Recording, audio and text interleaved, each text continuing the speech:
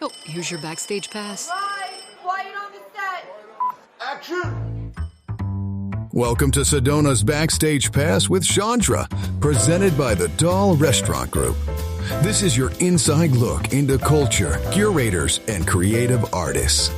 And now, your host, Shondra. Hello, everybody, and welcome to Sedona's Backstage Pass, where you're going to get to hear things behind the scenes that you would never know about unless you come here to this show. Well, my name is Shondra, and I'm your host, and I just want to thank my sponsors right up front: Quicker Cleaner Carwash, Sefton Engineering, Sedona Heritage Museum, Sedona's New Day Spa, and I've got some very exciting news, but I'm going to wait until after we get finished with this show to tell you what's going on, okay? So let's swing into, before I have my guests, let's swing into the calendar events, because there are so many things going on in Sedona. I always hear, oh, there's nothing happening here. No, that is not true. Greater Sedona and the Verde Valley, there's so much stuff going on. My pages have pages. I'm looking at 5 different pages, and I'm going to be schluffing around all the pages. So make sure that, just pay attention, because it's going to be probably loud with the pages. So first of all, I want to tell you tonight, something is happening. If you'd like to go to a fundraiser, and it is a fun fundraiser, it's called the Dinner for Hope. And it's tonight. You can still go. It's the 8th annual Dinner for Hope silent and live auction. And it's tonight from 5:30 to 9. It's in Cottonwood. Write this down, or take a little note on your phone. 637 North Main Street, Cottonwood, Arizona. And what are you doing? Well, this is a wonderful fundraiser for Steps to Recovery Homes. Now, if you want to know about what they're doing with folks who are challenged and are getting people up on their feet, giving them a hand up, as we would say, into a better, cleaner lifestyle, definitely visit stepstorecoveryhomes.org. And by the way, they have a wonderful facility there. It's called the Connection Room Event Center. So if you're having a party, like even a holiday party or a reunion or a wedding reception, this is a great place. I have been in that room, and it is phenomenal. So make sure you go and visit stepstorecoveryhomes.org and look for the Connection Room Event Center. And if you'd really like to give back, you're feeling that generous spirit tonight, you can go 5:30 to 9, and you can still get tickets. They are pricey, I will tell you that, but it's a fundraiser. It's $125 to attend, and it is a wonderful dinner, 8th annual Dinner for Hope. Okay, so the next thing I want to tell you about is, if you love music, like I love music, and I've actually been in this event. This is an annual event. I'm not in it this year. This one is the Bob Dylan birthday concert. It's the 20th anniversary. It's called 20th Anniversary Celebrate Bob Dylan's Birthday, happening at Old Town Center for the Arts. And that starts at 7 p.m. tonight. You can get tickets online, and write this down. It's CUR and then the number 8.com. You can get tickets by going online for that, or you can go on their website, Old Town Center for the Arts. Just Google them, Old Town Center for the Arts, and look for the 20th anniversary Celebrate Bob Dylan's Birthday. Okay, and let me tell you who the band is. So there is a house band and tons of guests. This is fun. I've done this at least twice in the show, singing Bob Dylan songs. So if you really like Bob Dylan, you're going to love this event. So the house band, and they call it the Mystery Tramps. That's the band, the house band. It contains these wonderful musicians. Joe Neri, who is also the producer of this every year. His birthday is on the same birthday as Bob Dylan. That's why he loves to do this. Larry Hill, Hutch Hutchinson, Alan, I want to say, is that Albert? Yes. With special guest performances by Deborah Wingsong, Ray Sylvester, Susie Showmaker, who I absolutely adore, who will be on this show in a few weeks, and also William Eaton, who is a Grammy Award-winning musician. He's phenomenal, and he is also a luthier. He makes guitars, and they're beautiful, and he's the owner of Old Town Center for the Arts. So that's tonight, too. So make sure you go see. If you don't go to the Dinner for Hope, don't feel like giving, don't go. But if you want to, go. Or go to tonight's celebration for the Celebrate Bob Dylan's Birthday. And I also want to mention so many events going on. I can't mention all of them. I'd like to. At the Sedona International Film Festival, as you know, there's films like crazy that are being shown all the time. You have to go to their website, which is SedonaFilmFestival.com, to see all the lineups of all the events and the films that they are offering over there, because it's fantastic. Lots of great things to take in on that. And while we're talking about the Sedona International Film Festival, I will have Patrick on my show. If you don't know Patrick Schweiss, you have to tune in next week, because he's going to be coming in on Sedona's Backstage Pass. We're going to hear some behind-the-scenes stories from him. He's the executive director of the Sedona International Film Festival. You're going to really enjoy that. So right now, I am so excited to introduce to you one of the sponsors of my shows. You don't probably see her often, or maybe you do. She's kind of like a blur. She's running so fast at the Quicker Cleaner Car Wash. Debbie Johnson has got the energy of a 22-year-old, and she does so much with the community. It's such a pleasure to have you with us, Debbie. And I just learned you're a fellow Texan. I'm a Texan. I was born in Amarillo, Texas. Where were you born? I was born in Houston. Oh, yes. You were a city girl. Yes. You were not really, but yes. But you were that city baby. I was like out in the sticks somewhere, I can talk like this anytime I want because I'm from Texas. Well, that's a good thing. It is a good thing. It is. So I'm so happy to have you with us. So many people don't know you. They know Quicker Cleaner Car Wash because it is the prominent and the only real car wash in Sedona. And it is it's like a wonderland. Your car goes in and then you're waiting for it. Everything is being taken care of for you. You have a wonderful store. Matter of fact, you had my CDs in your store. I would just tell you something. You don't find music CDs in the store of a car wash, but you do at Cleaner, Quicker Car Wash, because I remember that year, Susanna Martin, who's one of my Sedona Dynamite Diva sisters, she says to me, Shondra, you have to go and talk to Debbie. She's like helping all of us in the community, all of us musicians. And I went over and you said, sure, come on, put your stuff in here. I was like, thank you. You're such a community person. The people don't see you. So you have to tell people, how in the world did you end up running a car wash? It's a story, is it not? There's a journey. I understand that your late husband, Bill, God bless him, who's no longer with us, but he was the car guy. So what happened? Well, we moved here, and I had always had my car detailed and cleaned because I was corporate America. Yes. And we lived here, and it was great. It was just what we wanted to do, where we wanted to retire. But I went to the car wash one day and discovered that it was dilapidated, didn't work, just a very unpleasant experience. And I went home and walked in and said to Bill, I'm going to buy that car wash. Oh, my gosh. Just like that. Just like that. And Bill said, you're going to what? Can you imagine? And he about dropped on the floor. And I said, I'm going to buy that car wash. He said, why on earth would you do that? I said, because I have no place to have my car cleaned, and I'm going to make it everything I need it to be so I can clean my car. I love that. And he says, no, no, you're not going to do that. And so we had, loving discussions with sometimes raised voices. And when he finally realized that I was bent and determined I was going to buy that car wash, he jumped in with both feet and said, well, if you're going to do it, we're going to make it the best one in the United States. Well, let me tell you, it is fantastic. Now, I have had, we had our truck, the Tacoma truck, was detailed there. And wow. You made that vehicle look spectacular. And you're just lovely. And your people that work for you are terrific, too. Now, you talked about you were in corporate America. You are one strong woman. You're a Texas gal. That's right. That's right. We are tough, are we not? We are tough. We are, because we have to deal with a lot. And we have a lot of hair. And we have a lot of hair. Yeah, and that good weather is good on our skin when we're there. That's right. A little humidity. Houston's very humid. Yes, it is. I was like, whoa. Okay, so let's talk about your background, because there's quite a journey here. I just learned this, everybody. You're going to learn it And I learned some of this. I'm going to learn more with you because that is what this podcast is about. We want to go behind the scenes. We want to find out who you are.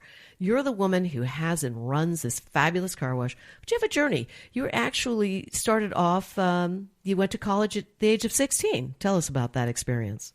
Well, I went to college. I started college at 16 in Texas, and I was unprepared for college boys. Ooh. Yep. Did you have fun? Oh, I think I must have. Okay. I'm just asking. Got married and had 3 children. 3 children? Yes. Okay. Quit college, of course. One after the other? One after the other. And you're going to school and you're having the kids? No, I've stopped school because he got drafted. It was Vietnam. Ah. So he was drafted, and we started moving around to Fort Bragg and Fort Bliss and Fort Clayton and all over the forts. place. All the forts that were the forts. And you got the kids with you. I've got the kids. You're schlepping here, schlepping having there. babies all over the place. The last one I had was the New Year baby for North Carolina in 1972.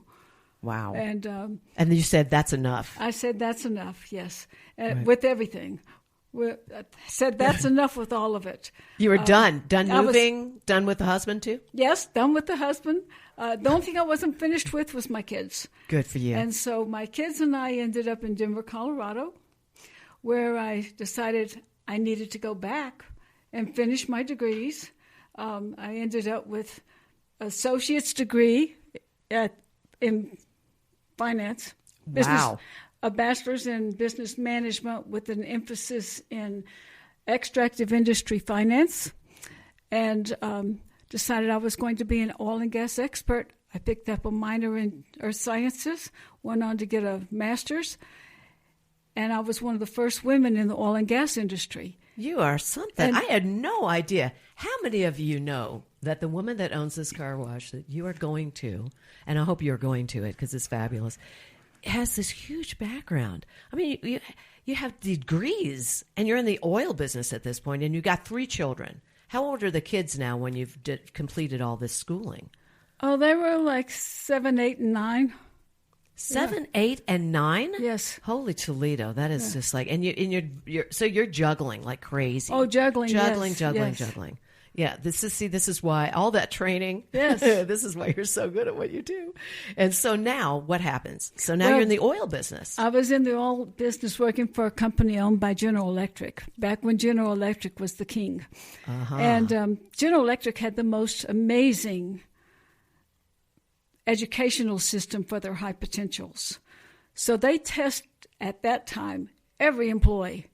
And if you did well on one test, they tested you some more, and they kept testing you until they weeded out the ones that they wanted to identify as high potentials. And I was one of the first women ever to attend their financial management program, which was a 2.5-year master's program.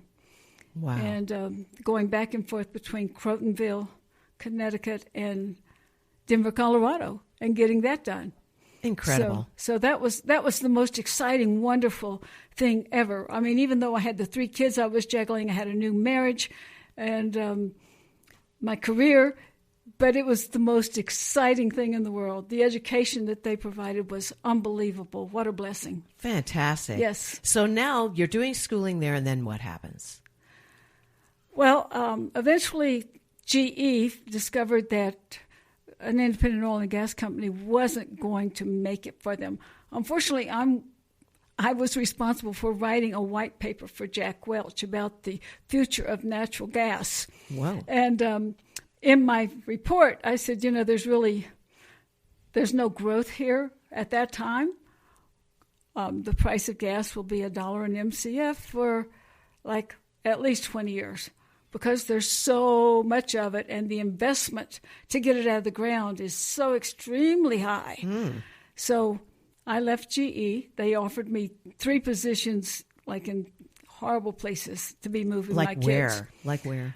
Well, like El Paso, Texas. Oh, not good. Detroit, and Chicago. Well, those are not places I wanted to take my kids. I lived in Denver, Colorado. We were outdoor people. Yes. So I did not do that, but I did go to work for Marvin Davis. He was the big oil man at the time. Okay. And I had already become a strategic planner at General Electric. So I was strategic planning for Marvin Davis. And so now you just said gas was $1 at that time? Yes. $1 a gallon. No, not gasoline. Oh, not gas. Natural gas. Oh, excuse me. Natural gas. Yes, $1 an MCF. I see. To get it out of the ground. I see. It was or to sell it. It was not going to improve for a long time. I see. Smart move. It's not much better than that now. So interesting. So then what happens? This is the whole journey. It's so interesting to me. I went to a couple of different things. I became the head of the planning and analysis department for the Rocky Mountain News, which is a Scripps Howard newspaper. There were only 3 places in the U.S. that had competitive newspapers at that time. And I got to be the head of the planning and analysis, which was great fun, just a blast. Wow. And had a great time with that. And while I was doing that, I got recruited to come play with the Denver Metro Convention and Visitors Bureau. Ooh. And at the time, the mayor of Denver, and his name was Wellington Webb, wanted his brother-in-law or his brother or someone to be the CFO for the Convention and Visitors Bureau. My goodness. And so it was a struggle for the board to know what to do. And it was actually the publisher of the Rocky Mountain News who was on the board who said, I don't want to lose her, but I can't do for her what she needs to have done, so you guys need to take her. Oh, that was nice of him. They said, well, this is how we're going to solve the problem. We're going to bring in a great testing firm that they go all over the world and they test management personnel. And it's a 3-day test, and it's all day, every day. Wow. And so the family member of the mayor and myself had to do this. And when they finished testing me, they came back and told the board that I scored the highest on the management side of the testing of anyone they had ever tested. My goodness. So I got the job. So it was great. You are a smarty pants. You know that, right? I mean, like, you do things that scare me. Okay, numbers and all the things that you're mentioning. Like, I look at a grid and I cry. No, I'm not kidding you. I do. I look at a grid. I can't. My mind does not think like that. I mean, if you look at my notes, they're all over the place, right? My notes are too. You are? Okay, yes. We have that in common. My notes look not very different than yours at all. Okay, that's good to know because now I don't feel like I'm the woman who writes like crazy, weird things, Well, I was all over the place. I was never smart enough for any of my positions. I was quite certain that, all these guys, when I went to GE, everybody in the class was a master's, someone who had completed their master's, and they were Ivy League, and they had not married yet. They were all male, and this is a great story. Okay. So when the first day of the first class, we're in theater style, right? Yes. And I'm the only woman in there. Whoa. And the instructor comes in and he says, Debbie Rogers, like, what do you think? Right? There's only one woman here, unless there's a guy named Debbie. So I raised my hand, and he says, so, Miss Rogers, GE is spending a lot of money on your education. What are they going to do when you decide you want to have babies? And I looked at him, and I crossed my legs, and I said, well, sir, I already have 3. How many does GE want me to have? Oh, great answer. That is so He never bothered me again. That was the end of that. Yeah. Oh, I love that. So it was great. I've had a lot of fun. I've had so much fun.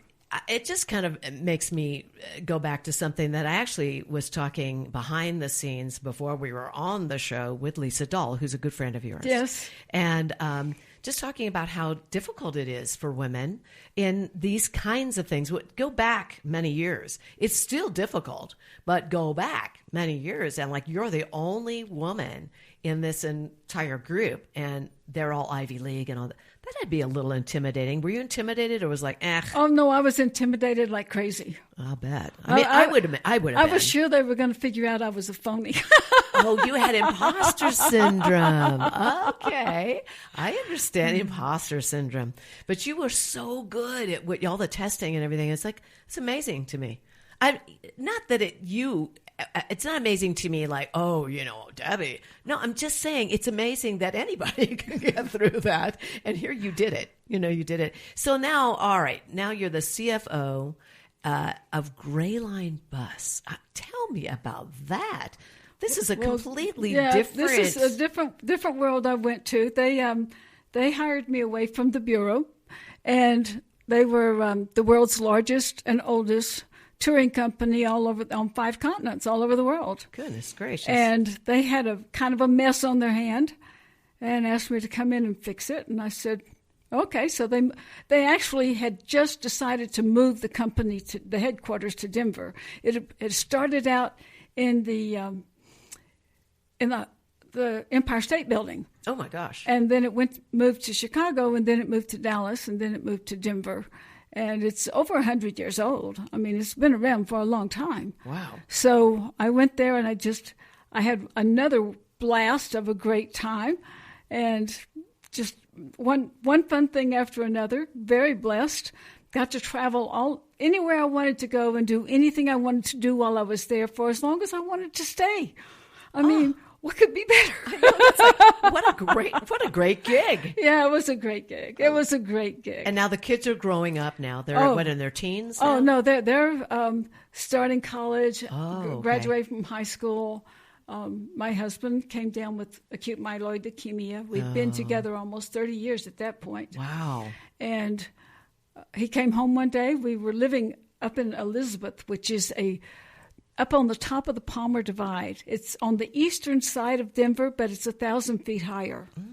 Okay. It's because Denver's actually in a valley.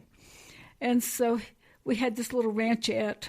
We planned on having cows and horses and everything. All we ever got was 4 border collies and a dozen chickens.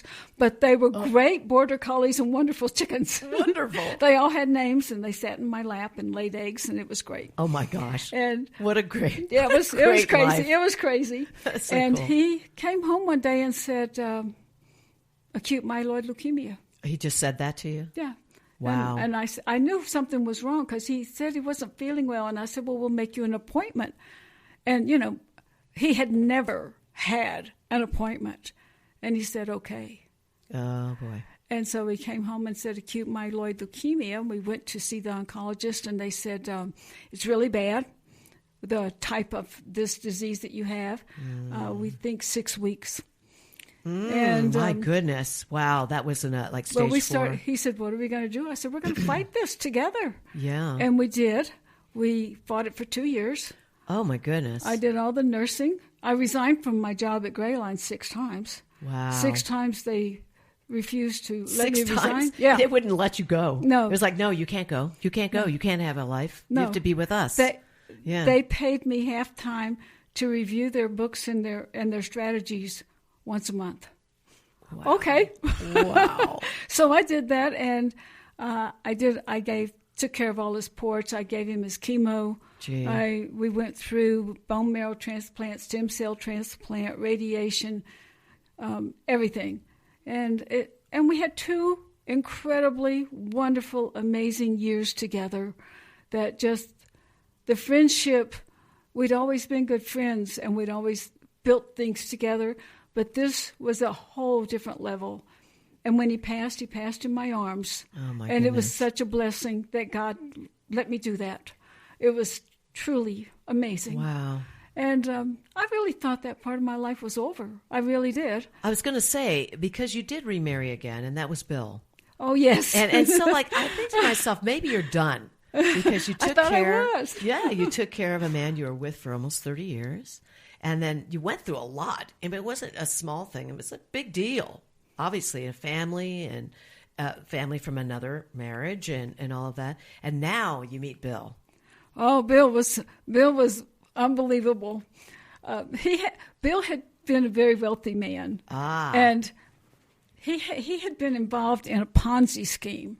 It was a very famous Ponzi scheme, and it included a lot of NFL players. Okay. So that's behind the scenes. Yep. Like, oh, wow. Yeah. And so he made a lot of money there. No, he didn't make money there. He lost money there. He lost it was money a there. Ponzi scheme. Oh, he was wealthy, and then he went Right. to the Ponzi scheme. And he had been appointed. He had been appointed as the chairman of the finance committee to oversee the bankruptcy. Oh. And he lived in Aspen, but he was living in a motel in Atlanta, Georgia. Holy smokes. Trying to deal with all this. Okay, so he was dealing with the whole thing. Yeah. What a thing. And he pulled together the finance committee in Las Vegas and said, you guys, all you have to do is make a phone call in once a week, and I'm doing all the work. And I've never, ever found my perfect soulmate. So this is the challenge. I'm going to give you guys 90 days to find my perfect soulmate.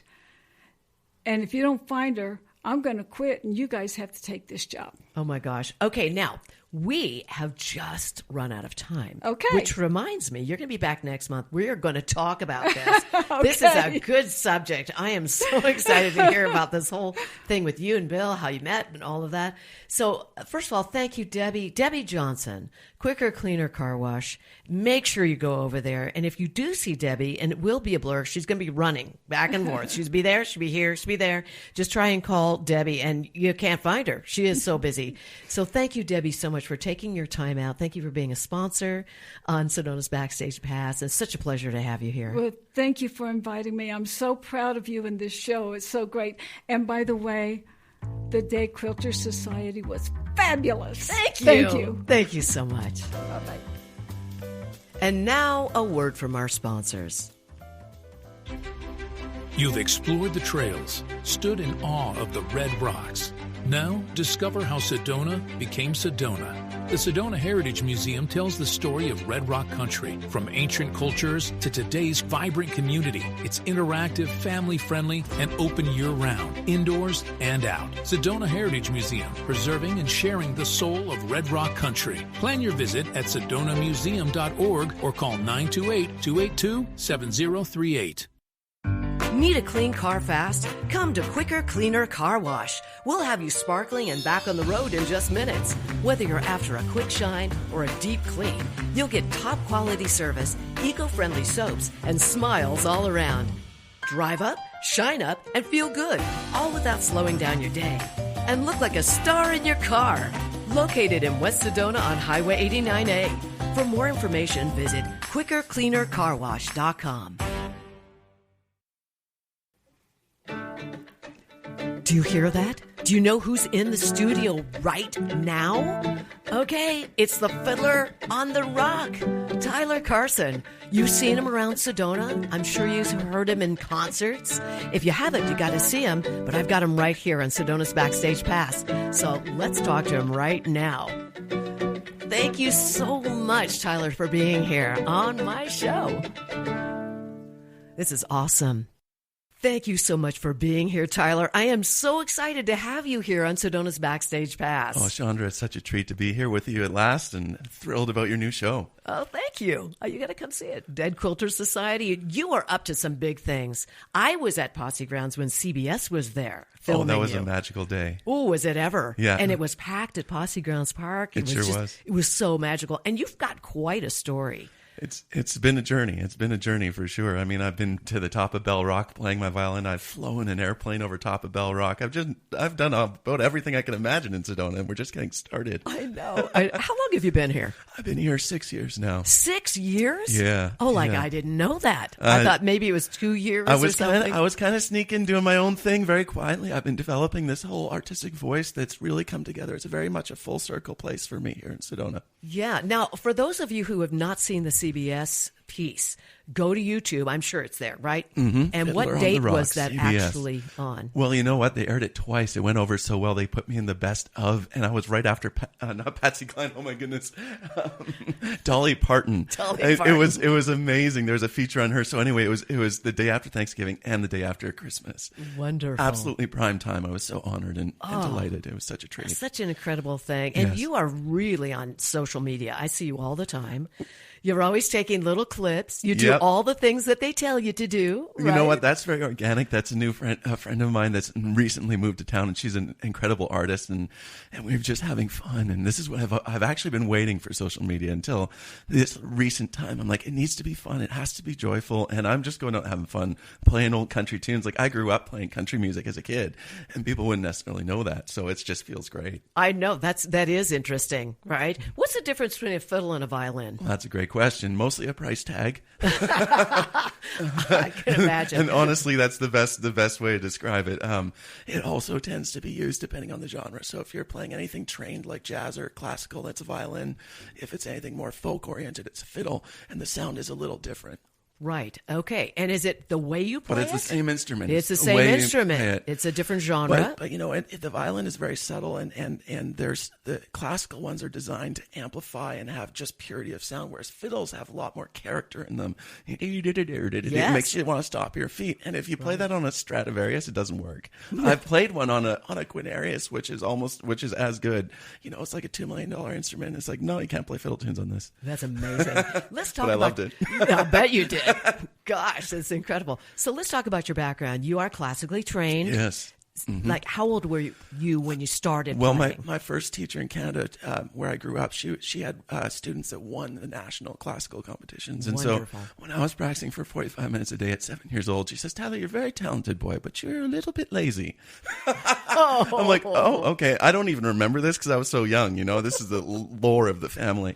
And she sent me to fiddle classes. There's a fiddle group called the Calgary Fiddlers, and that was when I had my white light experience, where I stepped on stage and I was just playing from my heart and having fun. No one told me what to do, and I just stepped forward and started dancing, and the crowd went crazy, and that was the beginning of my life. Amazing! I love that. I love it. You had the bug. You got it. You got bit. Well, you know what's funny is that it's actually the performing nature of music that really connected me, and that's because for me it connected me with spirit. Yes, that my soul wants to be on stage, and so when I aligned with it, suddenly spirit, the energy of the universe is in my heart. However you connect with, you know, I have a relationship with God now, but it's taken me a long time, and it's through music that really opened that for me. And before I was a fiddle player, I was at the Calgary Stampede, which is world famous, but not many people know there's a grandstand show called the Young Canadians, and there were 10 to 15,000 people a night that we would sing and dance in front of, and I was 6 and 7 years old. That's how my career actually started. Phenomenal. Yeah, yes. Without my fiddle. But I loved it. The energy, the lights, it was just like, of course, joy. Yes, it's your natural, this is where you need to be. Right. I understand this, by the way. I bet you do. I started young, too, Yeah. and it was like, okay, this is it for me. Yeah. So now, tell us about something wild that has happened. I mean, first of all, I just want to know, did CBS come to you? Well, that was a pretty wild story, because here I do this weekly concert series that's really, you know, you're aware of me in the last couple of years because things have really coalesced. And I'm now doing a weekly concert series where, you know, visitors from around the world come out, and I'm so touched. They're the most amazing people that come out to this, and that's one of the biggest affirmations of I must be doing something right. I just adore them. And so one person came in particular, it was filled up. There's like 100 people in the venue, and she snuck in last minute, and then I noticed she was taking notes throughout the whole show, and I thought, that's kind of curious. And I figured it was maybe Red Rock News or something, you know, our local newspaper. Right. And then it turns out, oh my goodness, she's gone. I don't get to find out what in the world's going on, but 2 weeks later, I get a phone call from New York City. CBS Mornings executive wants to know if I'd be willing to do a story with them. Okay, so like that is something that is a jaw dropper. Yes, totally out of the blue, totally organic. And you know what's really amazing? I'm now 42. Most people think I'm 33 or something, but I've been playing the violin for 37 years. So, right. The most amazing thing was the way that this all came together. And that's how it happened as a kid. When I would perform, I'd just play on the street busking handout cards. And I would end up getting called to play in Japan, Thailand, international television. Phenomenal. I opened for Brooks and Dunn, you know, like just incredible stories. And I had a momager, okay? That's how exclusive my family was in the music industry. Got it. You know, so and I've learned that following my joy is what happens. And that's how this CBS person found me, totally organic.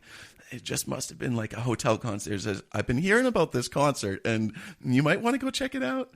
And then it went from there. I mean, that took me to see Lindsey Sterling. Like, it just opened all kinds of doors. I know the whole Lindsey Sterling thing. Oh, that's amazing. Quite a story. Yes. But before we get to that, tell me about your concerts, because now you're doing 2 a week. Yes, it's grown so much. And so I do, the original concert series happens at the Hub, which has floor-to-ceiling windows of the Red Rocks. And occasionally I slip outside, but it's generally an indoor concert. And that's been going so well that I decided to open another concert on Saturdays. And this is a story I call Celtic Dreams. And that's my background. If you can see me, I have long red hair and I play the fiddle. So I must have come from somewhere over there. And there's such an incredible journey of following music, the music that connects that community together, because they started in Europe and like Eastern Europe, like Turkey, the Celts. It was a whole group of people and that were connected through music. And so for me, that's my journey as well, is like not knowing where you're going. They ended up in Ireland, following the waves, some in Spain, and the music held them together. And so this is a story that I like to tell, because for me, music is an art of life, and that's what I want people to experience. I want to connect. So they come to these venues, they're surprised. My little venue on Saturdays is tucked away, a little artist space. This is not posh, okay? If you're coming for posh, come on Thursday. That's my special, swanky show. And that show is all about my Fiddler on the Rock, doing cover songs, rock and roll, transforming songs, and turning them into a heart story. And that's on Thursdays. That's on Thursdays. And that's at Sedona Hub in Posse Grounds. Okay. Which has surrounded by the heart of the Red Rocks. Yes, and then you have one on Saturday. And Saturdays, that's my artistic little venue at Sedona Dance Headquarters. Yes. So tucked away in West Sedona, just below the Airport Mesa Rock there. Right, and that's located at 2160 Shelby Road. That's right. I have it right? Mm-hmm. Okay, good. That's Saturday. So you have 2 different places to see Tyler. Yes. Every week. Yes. All right. And you can get tickets. I want to make sure that we have this right. FiddlerOnTheRock.com. That's right. You just also go to have shows and the link's right there. Tickets, also CDs. I have CDs and T-shirts. So when CBS came out, I thought, oh my goodness, I can finally create it. I really need to create a merch store online. I was sure I was going to get rich, but that didn't quite happen, because it turns out the television and the internet are a long ways away in people's reality. And so what I've ended up with is this amazing merch of T-shirts of me jumping over Bell Rock and fiddles in the Red Rocks. And so I've got these, I helped design them. So I'm, it's the artistic voice comes out in all these ways. And so, there's all kinds of fun stuff there. I love it. I think it's great. I really do. Thanks, Shondra. Now, your journey, you talk about this during your concerts. Mm-hmm. This is quite a journey. Yeah. This could literally decimate somebody in their life. It did a couple of times. And I'm sure it did. But the good news is you stood, Yes. you got yourself back up, and you kept moving forward, and you were open. You said yes. Yeah. Half of the time people don't think to say yes. Well, we don't know how to say yes. Yes. I was blessed with some amazing teachers. I went to Energy Healing School in Vancouver. It's a 3-year program similar to the Barbara Brennan School, which is world famous out of Florida. And that was a healing school that teaches you that obstacles can be opportunities if you have the right support and if you trust something larger than yourself. If you can trust that life is always working in your favor, and it will be if you're following your joy. My mom made me practice every day, and I was too young to know what joy was. I was always in joy. But she knew that in 10, 20 years, if I had this voice in my violin, it turned out it saved my life, because when I lost my physical ability to speak, which is the story you're alluding to, and you can still hear how I can open up my voice now. I know, this love is that. amazing. This is not something doctors said I'd ever be able to do. 6 years ago, I talked like this. It's called spasmodic dysphonia. And so this has been the journey, and my music has been my guiding light. You were literally guided, I believe, to go into this journey that Yes. you're on right now. Yes. Because there's a lot of singers out there, but can they do what you do? Right. Right? You know what's amazing? This is a little fun story for Backstage. Okay. I was 21. I was going down to L.A. and I was looking for someone to help my voice because it was getting tight. Anyway, I just, being the brave guy I am, I just called up Seth Riggs. Seth Riggs is the most famous singer and the teacher in the world. We're talking I know exactly. Michael Jackson, Yes. Stevie Wonder, who he called while I was at a lesson, and I heard Stevie's voicemail, and that was Wow. amazing. And I thought, you know what, I really want to get his attention, because that was how Josh Groban got his deal, was through David Foster, who Seth connected with. And I thought, well, this is my moment, right? So I brought my violin and I'm playing classical meditation by Tice. And he walked in and said, oh, wow. No, you have no idea. Like, you can do so much more. You can go places we could never even dream of. That's true. And, and that was such a bittersweet thing for me because my voice was already tightening, which was so strange because I was a classically trained singer. And I had Benjamin Butterfield, who's a world-renowned tenor. He's from Victoria. And his mother heard me sing when I was 17. And she sought me out to say, you sound just like my son did when he was your age. Oh my gosh. So like, in my heart, I wanted to be a singer. I was already like, okay, the violin got me this far. Now let's go sing, Yes. So, but God has plans. Well, that's the thing. Know. That's what I'm talking about. Yeah. You said yes. Right. Somebody else would have gone, that's it. I'm going to become a mechanic. Right. Yeah. Right? Yes, exactly. No, you didn't. You said yes to something that was given to you as a gift. It's a beautiful thing, The struggles, really is. The struggles where we learn to thrive, Yes. There's that whole surviving to thriving, and surviving is one thing, and we're all amazing at that. But we're learning now to become thrivers. Thrivers, exactly. Yeah. Well, I'm so in awe of you. I think you're wonderful. You build these songs. I posted something on social media. Check it out if you haven't. And it's a whole system of looping, and it's incredible. But what is looping, Shondra, for those what of us who don't know? Looping? Let's find out. What is this looping? Is live recording, so Yes, nothing is pre-done. There's no computers. Everything is just a little tape machine basically at my feet. I press start, I record, I press stop, and then when I press start again, I play over what I just recorded. And so a lot of my pieces have 6, 7, 8 tracks on them, and they all just weave together. It's special. And one of the interesting things is that I never intended to do this. It's just that it kept finding me as I would sort of be like, what do I do now? I don't know. And then amazingly, as things happen, the butterfly flaps its wing and things change. Ed Sheeran started doing the same thing. I mean, he was doing it right. We were doing it around the same time, but he broke around the time that I was really getting into it as well. And so when I saw him at the O2 Arena solo with his loop pedals, I was just like, oh wow, so I guess I'm on a channel that can really work here, That is fantastic. And it does create a sort of unique magic. I'm free to go anywhere I want musically because it's just coming from my heart the whole time. I know. It's great. You're not a drummer. You don't have 10 cases. Yeah, that's a bonus too. It's like every time I ever played with my bands, it's like, I'm glad I'm not a drummer. Right. Even though I did help. But at any rate, no, it's fascinating. And I would really encourage you to go see Tyler in action because he's doing this right in front of you. And you'll get an opportunity to see how he builds everything. And you do so many different kinds of genre of music. The piece that you played here, or that you're about to play, I should say, because you were playing something when we started the show. Right. But the piece that we're going to hear in just a moment has a rock flavor to it. Yes. And it also has kind of a Celtic thing happening as well. It actually comes, the main theme will come from a Celtic band called Shugal Nifty. And it was a song that I played like 20 years ago. And then recently when I started using the looper, I thought, this first initial melody is really interesting. Next thing you know, I started improvising. It became a full piece. And for me, it feels like I often pair it with Pirates of the Caribbean. It does. It has that. And so for me, it has that energy. And so that the Celtic thing really came in strongly in that. But I grew up playing classical and then old time fiddle music, and I do some of that, and then bluegrass and Stefan Grappelli, the hot jazz from France, in the 1930s. Yes. Really fun stuff. And that's where, of course, I have my horn violin, which everyone wonders if I invented. But when you see me in person, it's like, what is this? I know. It's very Dr. Seuss looking. Yes, exactly. Absolutely. I've seen that. It's in a children's book. Right, that's right. It's like, whoa, that's really, really cool. Well, I'm just loving this. Is there anything you want to tell us? Another story, maybe? We have time for one more before we hear from you. I'd love to. Well, because we're in Sedona, I want to tell you that there's been some magic here that's happened. And when I was getting ready to play for Lindsay, as has happened twice here in Sedona, I thought, oh gosh, I was struggling with my body because my nervous system that hits my voice can also hit my body, and so my arms get tight. And I happened to connect with someone who's absolutely extraordinary. if you know Pilates and yoga, this is the next level of this. And he calls it the monkey body.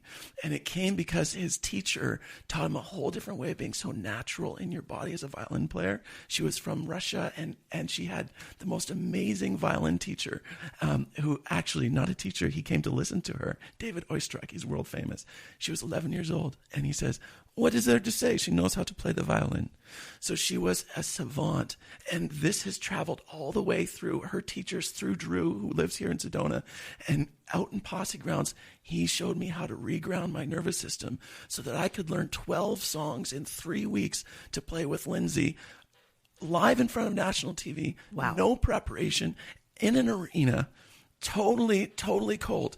And this was another obstacle that just sent me over, because I had been playing classical, but my nervous system shut me down, and he opened it up again. So it's just a constant learning that obstacles are opportunities. Trust, reach out to your friends, be there for each other, and we will see a new world that we've never imagined before. I love this. And I love you. I think you're awesome. Oh, thank you, Shondra. You are such a bright light. The studio is glowing. I wish everybody was here to see this. It's glowing They'll right feel now. it. They'll feel the vibe. Feel your heart. Now, you're going to play something for us right now. I would love to. I'm so excited. I don't know how many times this has happened in this studio. I don't think it ever has. So here we go. Tyler Carson.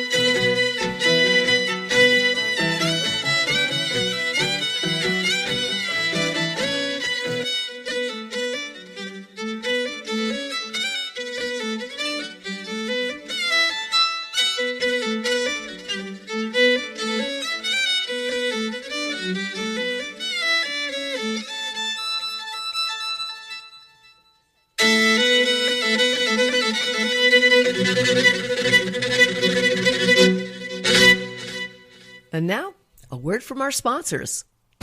When your project demands precision, experience, and trust, turn to Sefton Engineering Consultants. From expert civil engineering to construction management, we deliver real-world solutions that stand the test of time. With over 30 years in the business, Luke Sefton's team is committed to getting your project done right, on time, and on budget.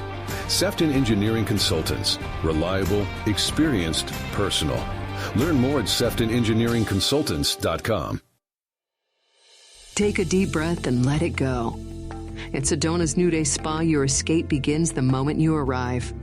Enjoy luxurious massages, rejuvenating facials, and native-inspired body treatments, all nestled in a peaceful creekside setting beneath Sedona's Red Rock beauty. Voted Sedona's best day spa, this is more than self-care. It's your sanctuary. Book your experience today at SedonaNewDaySpa.com. Here's more of Sedona's Backstage Pass with Shondra, presented by the Doll Restaurant Group. Well, thank you for coming back and staying with me on this beautiful Saturday morning. Oh, yeah, hear that? I know what that means. It's time for a shameless Shondra spot. Well, many of you know, at least you know in the Sedona and Verde Valley area, and actually people around the country who are involved in this with us, for the last 5 years, my creative partner Dev Ross and I have been working on producing a movie. It's called WeirdDetention.com. Our intention is to stop the violence in schools before it happens. If you want to know more about that film and what we're doing, how we are actually helping kids with skills of nonviolent communication and conflict resolution skills, visit WeirdDetention.com. It's kind of a Breakfast Club gone music. And the big news is we are going to start our movie shoot. That's right. It is starting on July 15th here in Sedona.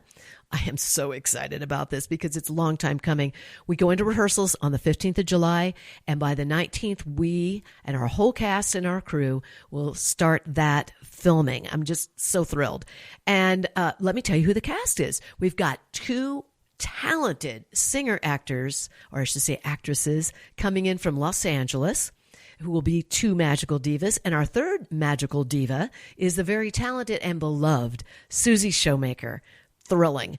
And our three principal lead kids in the cast are Laser Lanson, Sarah Orbe, and Ajna Masters. You probably saw Sarah Orbe and Ajna Masters in the last production, just recent production of Mamma Mia at Mingus Union High School. And Laser is an alumni of the Mingus Union High School folks over there, all the students and the theater department. I know you know him. He's been around forever. And I'm happy to say these are extremely talented private students of mine. And I will testify to the fact that they are wonderful in their roles. So check out WeirdDetention.com. By the way, we're still fundraising. And when you give a donation, you get a tax deduction. I just want to thank my guest today, Debbie Johnson of Quicker Cleaner Carwash. God, love her. She's absolutely phenomenal, and she is one of my sponsors, yes. And she is such a giver of the community. You just got to go by and get your car washed at Quicker Cleaner Carwash. And also, Tyler Carson. He's fantastic. If you want to get his schedule of all the performances he's doing, visit FiddlerOnTheRock.com. And I also want to mention that next week, my guests, this is thrilling. We've got Patrick Schweiss, the executive director of the Sedona International Film Festival. I mentioned that earlier in my show. And the wonderful chef Lisa Dahl of the Doll Restaurant Group. She's with me. And here's the exciting news. Are you ready? The Doll Restaurant Group is now my presenting sponsor of this show. So I want to give them a big shout out. Thank you guys so much. Thank you to all my sponsors, Quicker Cleaner Car Wash, Sefton Engineering, Sedona Heritage Museum, and Sedona's New Day Spa, and my new presenting sponsor, the Doll Restaurant Group. And of course, tune in next Saturday at 10 a.m. We will be here, KAZM 106.5 FM and 780 AM, and of course on Apple Podcasts every Saturday at 10 a.m. Sedona's Backstage Pass. See you then.